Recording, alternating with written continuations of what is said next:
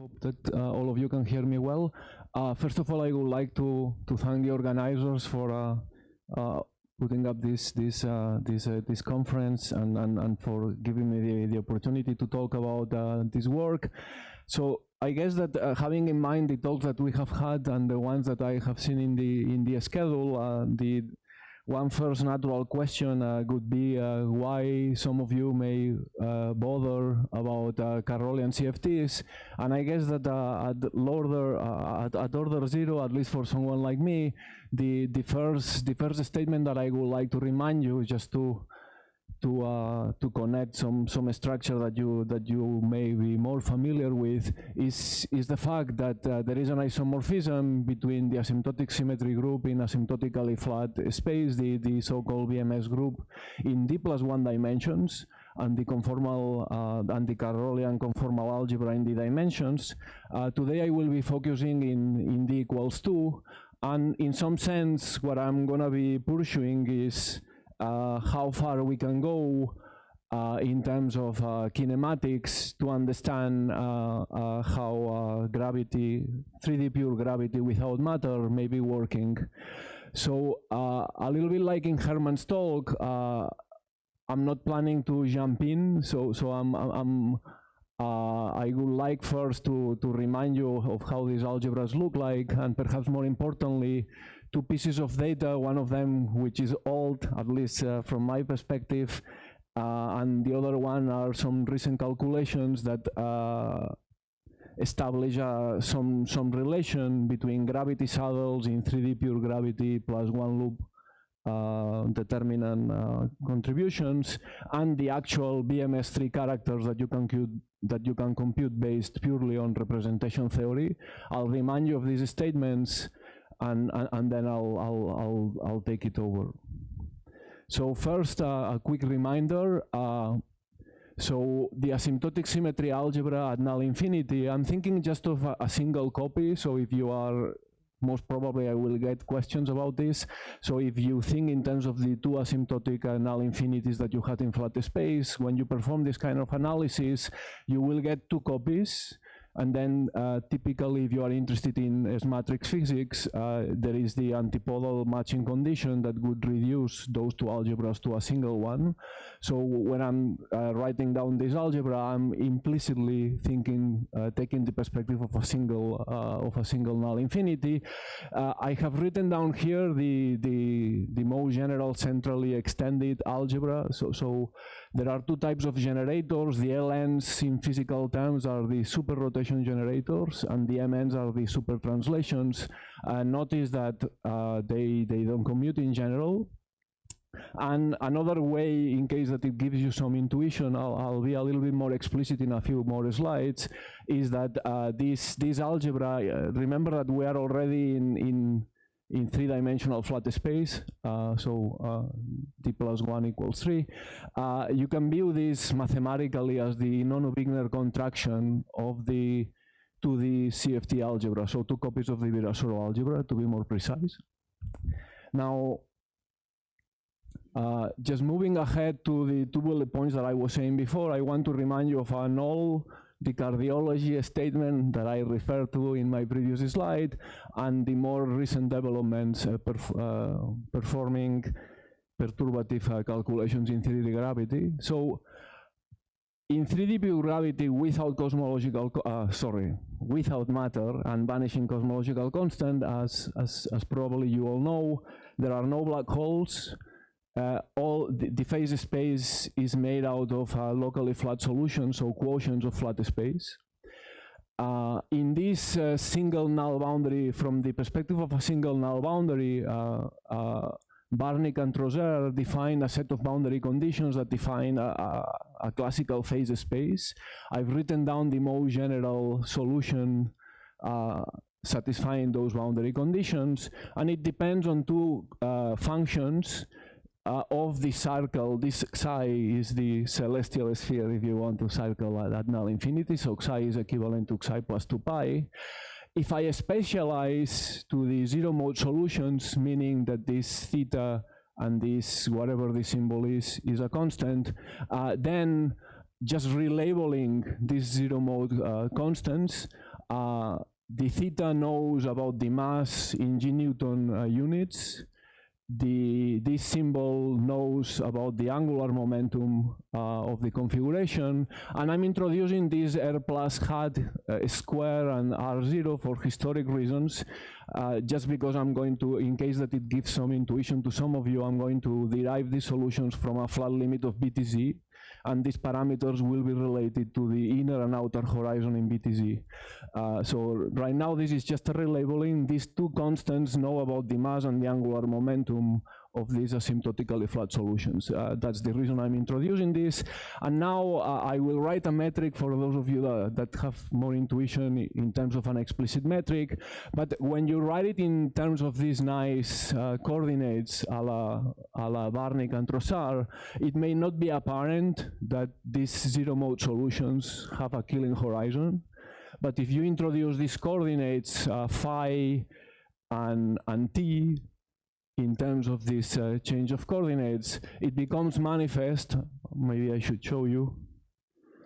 The metric, after some big rotation, so this is an Euclidean signature version of that configuration, develops some Killing horizon. This is the Penrose diagram. This was discussed by Costa and Cornalba many years ago when the community was interested in Lorentzian orbifolds of flat space. And then I just wanted to remind you that this is a purely GR analysis. Once you identify this Killing horizon, which is manifested, in this bifurcation surface in this diagram, then you can, from a purely GR perspective, you can compute the thermodynamics. I am not doing a good review. We could ask what is the physical interpretation of this solution. So this is, I will not stress this in this talk, but this is a quotient of Minkowski space by a translation plus, I should write this, sorry, apologies for not writing down. So the generator of this quotient, the vector field that generated is some parameter,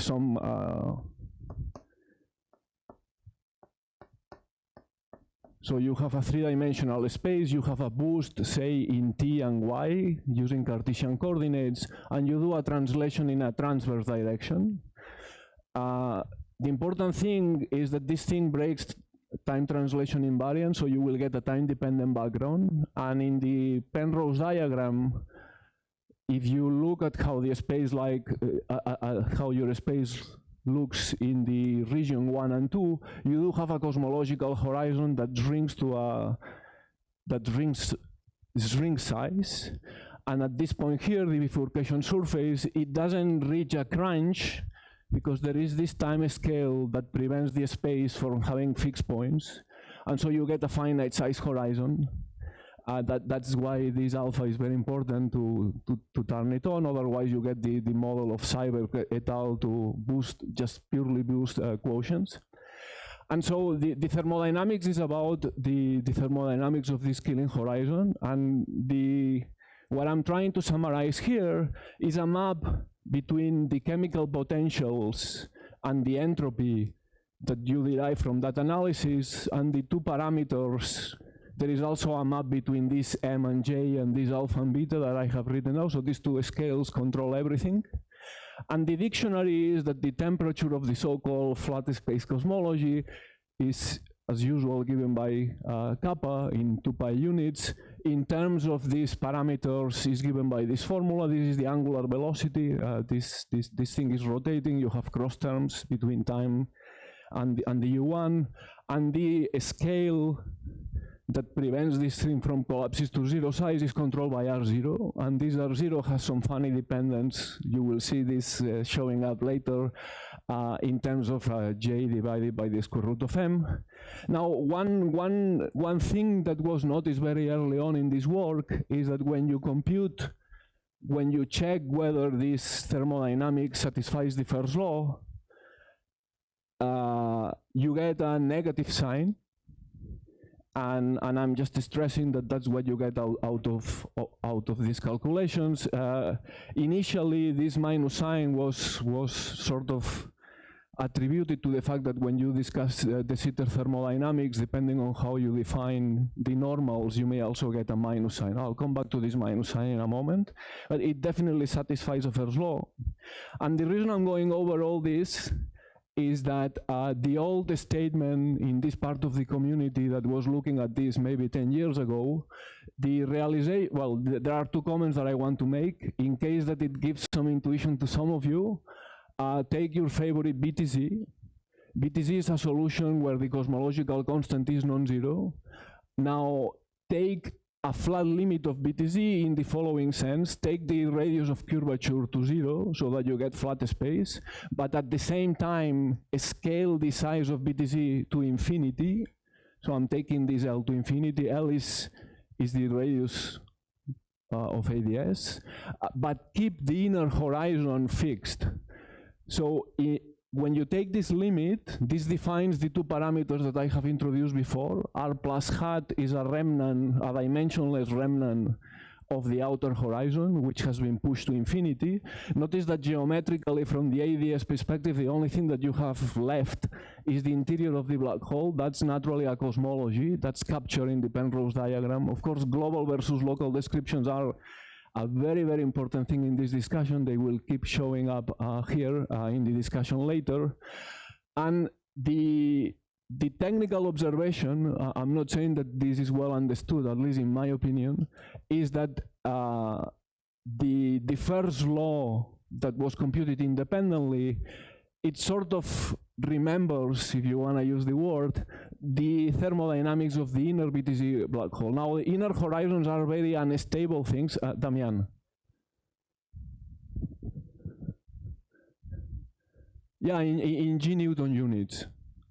Yeah, I'm taking the central charge to infinity. Yeah. Roberto. I also have a question related to units, because so those geometries are locally flat space. Yes. Right? So, and then you said that they have two scales, but they actually don't have any two scales. They have two pure numbers, which are measured. As long as you don't have H bar, they are measured in units of nothing. They are just pure numbers.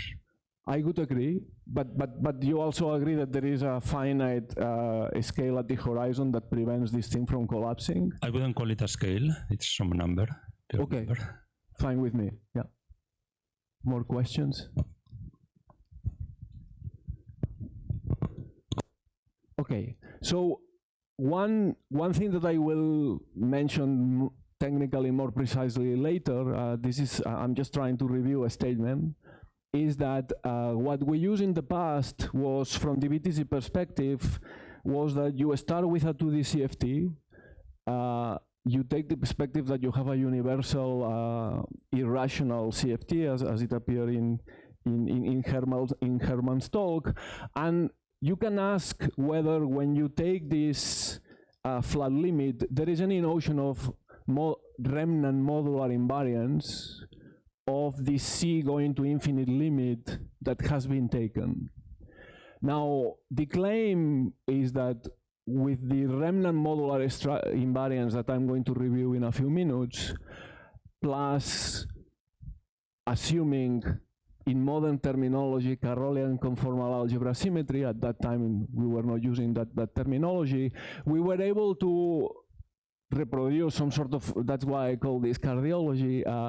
We did some very preliminary cardi analysis of the partition function under these two very generic kinematic conditions, and we were able to compute the density of states where HL and HM are the eigenvalues of the two super translation and super momentum generations that I have called L0 and M0. And we were able to reproduce the purely geometric statement derived from area divided by 4G in the context of the purely GR. So this is how things stand out of these two papers some years ago. And the temperature, you know, if you would take this canonical ensemble perspective and you would ask a purely, I'm using this modern terminology, a purely carrolian temperature, the temperature that controls this canonical ensemble is minus the temperature that was computed. So it is negative from the carrolian perspective. And in case that you ask me, because in this review I'm not stressing it yet, I'll stress it later, the specific heat that you would derive from this partition function is negative, suggesting that the canonical ensemble is ill-defined. Okay. So this was the first bullet point that I wanted to remind you. This was some very early attempts at connecting the properties of the classical phase space with properties based on the kinematics of putative Carrolian conformal field theories that we may not be able to write down. I have not written down any such theory for you yet, and I won't do it. But I'm just exploring those properties. Now, the more recent developments came up from doing perturbative calculations in 3D pure gravity, vanishing cosmological constant. So as far as I'm aware, there may be earlier papers, but in more recent times, this colleague is computed the classical contribution to the Euclidean action of Minkowski space at vanishing angular velocity. So here this only depends on beta. And since I'm taking omega to 0, I'm just, to make my life a little bit harder, but to stress things that will appear through the talk, the one loop determinant that they computed in the limit of vanishing angular velocity, it satisfies this property. Now, sorry, it satisfies this equality. The reason I'm writing it in this way is to stress that the eta function that appears in this calculation when the chemical potential, the angular velocity, satisfies certain values, in this case 0, it has a divergence. And so this may suggest that this is not well defined.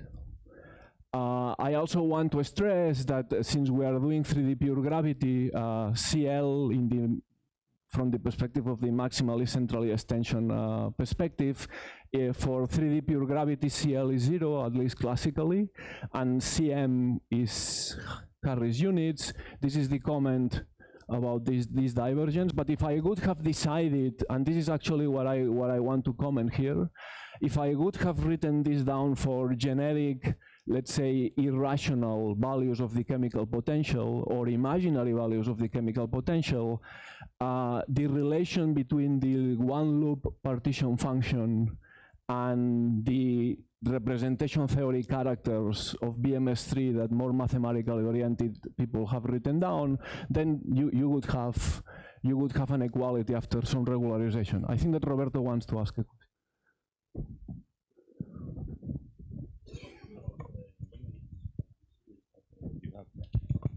Because you have there a CM, which, as you said, it's dimension full. Whereas is that a central charge, or what? Well, yeah.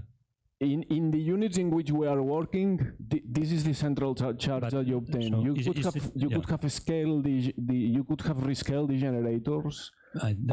Is it the case that everything that you're doing is all at the Planck scale and you don't have a good semiclassical limit?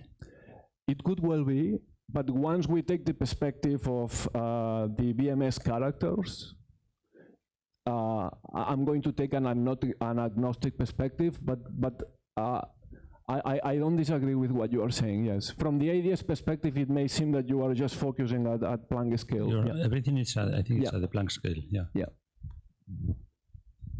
Or at least, sorry, I don't have a better explanation of that fact. So sometimes in the literature, I'm taking the opportunity to share that if you read on this subject, I find that there are some potentially confusing statements out there. You could ask whether these one loop determinant calculations shift these central charges because of the units in the units in which I'm working. What you find is that the fact that this is dimension full prevents this from being shifted, whereas DCL can get some shift depending on the regularization scheme that you use. I'm not going to mention this, but taking advantage of your question. Sorry, let me stress the message. Too many details probably. The message that I wanted to convey in this, because this, at least for someone like with my limited intuition, this thing, you sit down, you compute, and you find this one loop corrected partition function, and you realize that it matches some representation theory VMS character. That's what I want you to keep in mind. Sorry, it's taking me a long time. I'll comment on that. If you give me 5 minutes, I'll be back. This is a very important, yeah, thanks.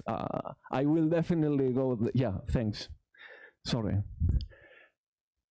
In this more modern language, another way of doing this calculation, because the original calculation by Barnick et al. Was done using hit kernel methods, but for those of you that may have followed the reparameterization description of ADS3, they use geometric actions and the Shatasvili-like formalism.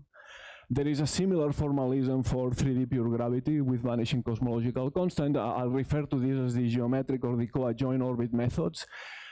Again, the bottom line is that if you perform the Hamiltonian reduction of 3D gravity with vanishing cosmological constant, this was done in a very beautiful paper by Mervis and Rigler, you can write the effective action on the co-adjoint orbit of in this 3D gravity story with vanishing cosmological constant in terms of a couple of functions. This P is given in terms of the super translation function F. Sorry, this is a typo. This should be this alpha here.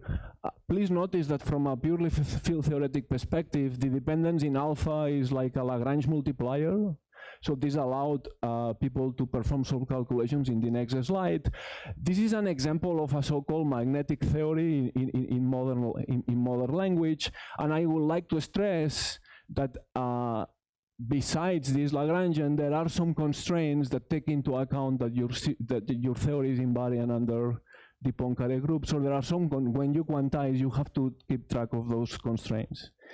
But perhaps more importantly, when you take Minkowski, like the example that was giving me a divergent answer in a couple of slides before, when you compute the one loop determinant within this alpha and P formalism, what you obtain is the same classical saddle contribution. You get a delta of 0, which is morally reminding you of the singularity of the Dedekind function that I was discussing before.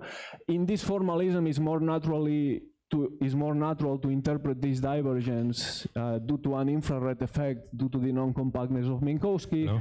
Yeah. Sorry for interrupting. Sorry. Oh, Herman. I had a quick question about your previous slide. Yeah, sorry. Could you maybe say a word about the relationship between that action and the Alexeyev-Shatasvili action? Or what this is doing is taking the same starting action as in your talk, 3D, you write it in terms of Joan Simon. Yeah, but then Alexeyev, basically for ordinary, you get the Alexeyev-Shatasvili action, the co-adjoint orbit action of the Virasoro group. Yeah. Is this a contraction or a limit of that? I think that in a recent paper by Kotler et al., they claim that if you take the flat limit carefully of the one that you are referring to, you would get this one. Okay.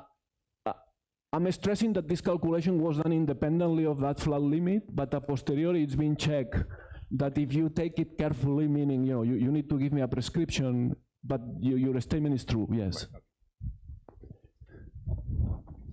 So, yeah. Okay, so before Johanna gives me the bad news that I'm running out of time, let me check the time. Right, so these are more recent calculations. I just wanted to stress that in those two papers, what we learn, one of the things that we learn is that there is a non-trivial dependence on the chemical potential angular velocity in this story. It depends on whether it is rational or irrational. In my previous discussion, omega was 0, so it's a particular case of rational. But more generally, when you have something rational, what you get is an infinite number of extra divergences in your calculation. This is again omega equals 0, so you cannot see that. But perhaps an interesting technical statement is that if you ask, as you should, whether this one loop calculation will get further corrected at higher orders, we were able to prove different two methods, the two papers use different methods, that this answer is exact, so it doesn't get further corrected.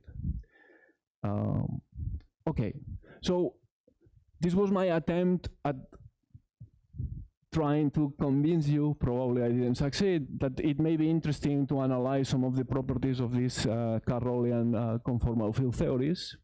And what I would like to do now is, based on the relation that I have tried to summarize between the BMS characters, and I will come back to the issue of representations, I've been imprecise about it till now, and these gravitational saddle fluctuations, I'm going to take a little bit of an agnostic perspective, meaning I don't know what a carrolian conformal field theory is, but I'm going to borrow the results from representation theory that give me these characters, and I'm going to define some formal partition function as a sum over these representations, including some potential density of primaries, both for highest weight and induced representations. And I want to explore some of the properties of this formal mathematical object.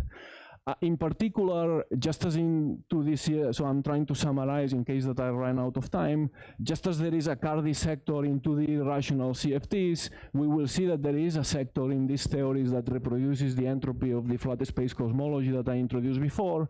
But just as there is the Schwarzian sector, the near extremal sector for generic irrational 2D CFTs, one of the new aspects of our work is that we will identify the analog of that sector in some sense that I need to make precise. One thing that that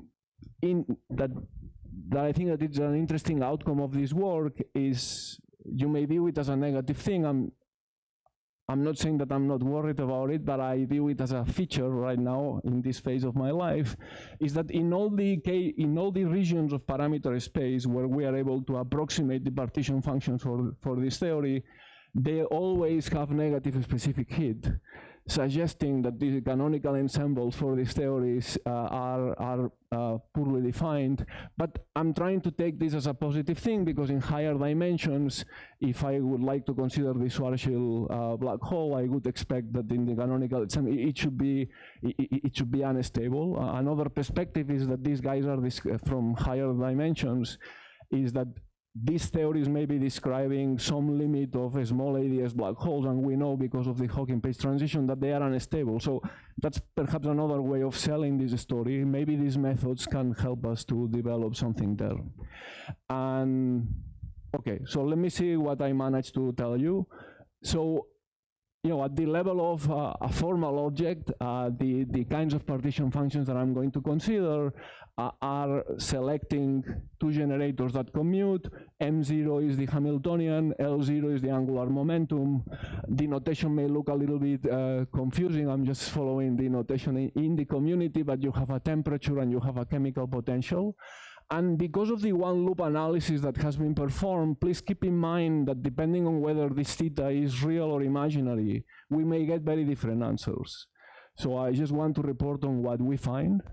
Now, the non-Wigner contraction explicitly, I have written it down here, the Carli L's and the Carli L bars are the generators of the two Virasoros. Please notice that in what goes from two Virasoros to BMS3, there is a non-trivial mixing between the two sectors. This is technically as trivial as writing it down like this, but it may have some deep implications that maybe I don't fully understand. So if you have comments, please let me know.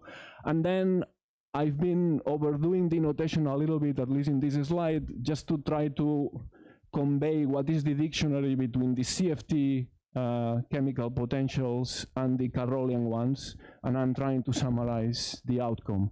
Notice that there are these scalings in epsilon, like your b going to 0 in your beta fake versus the physical beta. Okay, so back to Dima's question. So which representations I'm going to consider? When I look at the literature, there are, as far as I can tell, you can tell me otherwise, there are two types of representations that people typically, that people have studied and understood. This is the same choice of generators as before. I'm setting my notation. Delta will be, oops, I didn't mean that. The delta is going to be the angular momentum, and this psi is going to be the energy. So highest weight representations are defined in this way. Let me highlight the second bullet point in the two blocks. These highest weight representations are not unitary, and they have the property that what I call angular momentum is bounded from below. You may like this or not, these are the properties of these representations, whereas the induced ones, which are the natural ones that you get when you take the flat limit of ADS CFT, are unitary, and there is no restriction on the angular momentum. What I mean by no restriction is that this delta can be positive and negative. That's really what I mean, whereas these ones have a bound. This will be important in 5 minutes. Now I borrow the BMS characters from people working in representation theory. You can see that all of them have the contribution from this descendant, so there are these divergences waiting for you as soon as you take sigmas to be reals.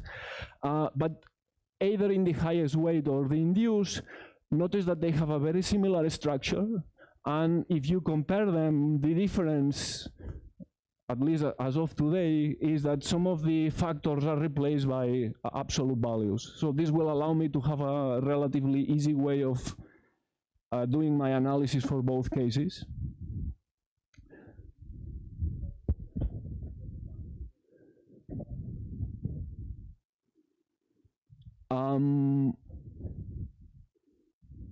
So what do you mean by sending the regulator? Yeah, but this was my comment. Yeah, sorry, I should stress this. Thanks for asking. So this sigma is just perhaps a weird way of keeping track of the dependence on the angular velocity from a more bulky perspective. So what I'm saying is that because of the domain, because of the analytic properties of this function, whenever this sigma is real, your problem will hit you. In particular, when it was 0, but also more generically. Yeah. So you will need some prescription, yes. Yeah, and what is the physics of that prescription?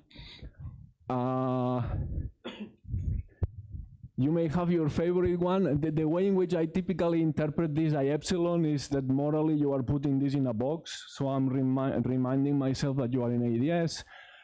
But if in ADS we already understood very well what this was, right? So what do you gain by restoring ADS? Well, one needs to regulate that. Another possibility is to consider imaginary sigmas, and then one of the things that I'm going to tell you is that those imaginary sigmas are gonna be in the highest weight representation, and I cannot prove what I'm going to say, but the way in which I'm trying to interpret highest weight representations is in terms of open subsystems. So I'm not considering as matrix processes in flat space, but as processes that in which I am only keeping track of physics in one boundary. But I cannot substantiate that. Remember that in the flat space cosmology Penrose diagram, you had two null infinities, but the space-like infinity was cut off because of closed time-like cubes. So, in other words, I don't have a very deep answer to your question. So you have a little more than 5 minutes. Yes, thanks, Johanna. Okay, so what I said in words, this is my definition of the partition function. You can introduce some dimensionless parameters. There is some notion of modular invariance. That's what I was alluding to you before. In terms of the sigmas and the rhos, this is the transformation. There is a nice geometrical interpretation of this fact, but this is not important. And if you ask me how does this modular invariance act in terms of the betas and omegas, here you have the answer. Notice that modular invariance is capable of changing the sign of the temperature, and it also goes from real omega to imaginary omega. So this modular invariance is playing a non-trivial role. And you could still ask, I keep asking whether this is relevant to 3D gravity. Let me focus on the second statement. The first one is a null one. If I assume a continuum spectrum, which when you do perturbative calculations in 3D gravity, it's the natural thing, that's what you would get. What we managed to show with Ankit is that this has nothing to do with taking any flat limit of modular S matrices for Virasoro. If you take these characters with the transformation rules that I've given you, you could ask whether there is a change of basis between the transform modular parameters and the untransformed ones. And we were able to show for both types of representations, Dima, I have only written it down for one case here, that there is a non-trivial modular S matrix. So if you ask me whether this modular invariance can be realized or not, at least I can give this technical evidence that was not known 10 years ago, that if you view 3D gravity as some sort of coarse grain description of whatever UV, which I cannot tell you what that UV is, I may expect that this modular invariance may survive and it could be relevant. As you may imagine, modular invariance is sorry, this was for Jan, but I don't have time. So what I'm going to do is one of the many things that we'll learn when we do 2D CFTs. My partition function has been assumed to be modular invariant. That's the statement under the S transformation. And now I want to ask the question of a modular invariance in the vacuum dominant invariance in the dual channel. So I want to give you the answer to these constraints. And what we get is that whenever there is vacuum dominance, the partition function can be written in this way. I want to stress three things. Maybe I should stress less things. The energy is completely controlled by beta omega. The angular momentum depends on beta omega and also beta. Notice that all the dependence in rho is linear in the exponential. This means that the energy in these sectors is actually very flat. The fluctuations are suppressed. And this will be the reason why the specific heat in this theory, in these sectors, is negative. There are no enough fluctuations in the energy. And I should stress, though I have not put references here, that this seems to be related to the flat band structure. This is for experts that have been mentioned. Now, what is the solution to the vacuum dominance? This is an attempt at summarizing. The dependence in the chemical potentials is through beta omega and beta omega square. I've called these X and Y. There are these cases. The Cardi one is the one that I reviewed earlier on, so I will not stress it. I want to make some comments for this version before Johanna asked me to shut up. But a remark on Dima's question. In this table, I'm not explaining it very well anymore, but I'm trying to stress what are the regimes in the chemical potentials in order for things to be dominant or subdominant. So for instance, Cardi occurs when beta is going to 0 from below, so it's the negative story that I was telling you before. But it's also important that vacuum dominance constrains the spectrum of the theory. And the spectrum has to do with whether these things are induced or highest weight. Remember that the delta was bounded from below in one of them. So for the force sphere examples, delta has to be bounded by 0. These are naturally being realized in highest weight, whereas the induced ones would only correspond to these last two. Okay, so our analysis allows us to cover all bases, but it has an impact. Okay, the Cardi sector basically reproduces what we said many years ago, so because of my review, let me ignore this. In the Schwarzschild sector, this is the regime of parameters where this thing occurs. I want to stress that the functional dependence in this beta omega is sort of reminiscent of the Schwarzian one that appears in near extremal Lorentzian physics. I'm not saying it's the same, but if I have time, I'll make a remark. Perhaps more importantly, this is a limit in which beta omega is going to infinity. So in terms of this dimensionless parameter, this goes to zero quadratically in some chemical potential, just as the Schwarzian limit in standard CFTs, you are taking the temperature to zero and the vacuum expectation value of the energy above the extremality scales like T-square. So it's a very similar sector, but in a very different theory, and no time to discuss the entropy, but I wanted to stress the energy. What happens with the specific heat? A universal calculation says that this specific heat can be written in this way. This is agnostic about the theory. And I'm just highlighting in orange that in order for this, if there wouldn't be anything imaginary and no signs in this discussion, we would have said that if this thing is positive definite, the reason why specific heats are positive in canonical ensembles is because the fluctuations in the energy are large enough. So in these theories, this factor is subleading. In the regimes where we are able to perform the calculations, this gives you a manifest minus sign.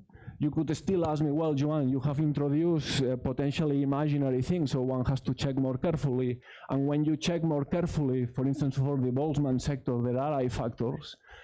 We still get a negative sign. And there are other capacities that you can compute, and they always belong to the regime where in books in thermodynamics, they would consider it unstable. Okay, I think you should wrap up. Yes, okay, thanks. So I will not discuss the bulk interpretation. In pictures, this is how people typically plot the spectrum in a standard 2D CFTs. The Schwarzian, you are trying to look for a large black hole and close to extremality. What we are saying is that in the flat limit, you get this kind of picture. The magenta picture is where the flat space cosmologies live. And what I have not told you is the interpretation of the red line as a no-fault. And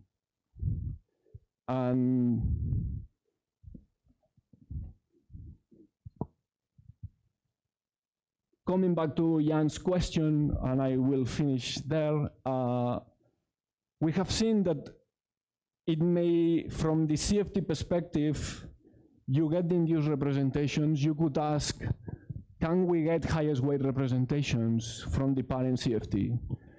I will not be able to discuss this, so I'll leave it there, but using this automorphism in the Virasoro algebra, you could consider a lowest weight character in a standard 2D CFTs, and then our claim is that using this flip vacuum, so I have changed things quite non-locally because of this automorphism, when I go through the flat limit, the epsilon going to zero in Ono-Wigner contraction, the non-trivial partition functions that we reproduce from representation theory can be obtained. So if I use the flip vacuum, I am able to reproduce this structure. Now, if you ask me, can we write down a theory where I can implement this, we are still thinking about it, but we have this potential answer to that question, and I think I will leave it there. Sorry. Thanks very much.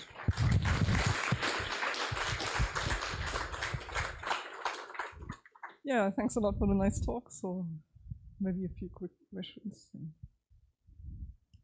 Please. Well, if you just take in a new contraction and take a Carrolian limit, I think from non-pathological theory, which doesn't have a gravitational anomaly, you just can reproduce one of the cases, either CL equals to 0 or CM equals to 0, right? In principle, yes, but when you do this, the automorphism changes the sign of C bar to minus C bar, and this gives you a little bit of extra mileage. We were quite confused about this, but yeah, I think that there is a little bit more of it. Oh, sorry. Generically, I agree with you, but when you include these quantum shifts that I have not discussed, there seems to be a little bit more of room. It's a little bit technical, meaning that I have not understood this, but I would typically agree with what you've said. Yeah. Anything else? may I ask a question, which is Of course. maybe stupid, but I'm not from the field. So at some point you said you take the central charge very large, but I always understood that carrolian CFTs arise when the central charge is almost zero. So what did I misunderstand? Sorry, can you repeat? Yeah. So you said at some point the central charge is very large, but I always was under the impression that the carrolian CFTs arise when the central charge is very small. What do I misunderstand? Well, I'm not sure if there may be an issue of non-relativistic versus ultra-relativistic limit, but the large central charge is from the perspective of the parent CFT. Okay. I'm not sure I'm answering your question. The manifest theories that people have written down for a free boson and things like that, which are realizing these carrolian symmetries have very low central charge. Okay, so it's a bit of different. Yeah, so I'm exploring the large C of a theory that I cannot write down. Yes. Okay, very good. Anything else? Okay, if not, then let's thank Joan again. Yeah.